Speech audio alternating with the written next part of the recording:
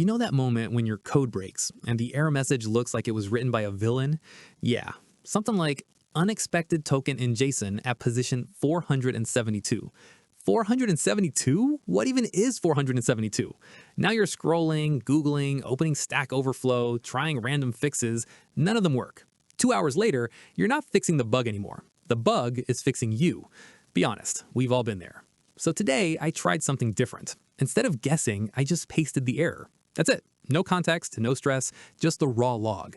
And instead of giving me some long lecture, it broke everything down. What caused the issue, where it's coming from, and what to actually change.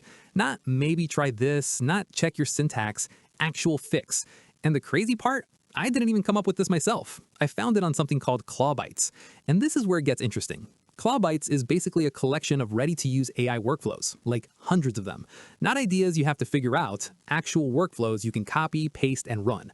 So instead of sitting there thinking, what should I even do with AI? You just go in, pick one, and use it. So I picked one called Log Detective. It already comes with the exact prompt. I didn't change anything. I just copied it, went to my Telegram bot powered by KiloClaw, pasted the prompt together with my log error, and this is what it gave me. Now, instead of guessing errors or pretending I understand what the error is saying, I just drop it in and get straight to fixing. And if you're wondering how I set this up, I've already made a video on that. I'll drop it in the comments. And one more thing. ClawBytes isn't just something you copy from. You can actually create your own workflows and submit them too. So if you figure out something useful, something that saves you time, you can share it, and other people can use it as well.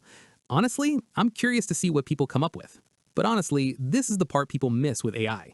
It's not about having the tool, it's about knowing what to do with it. Because once you know that, you stop wasting time and you actually start building. If you want to try it, check the link in the comments.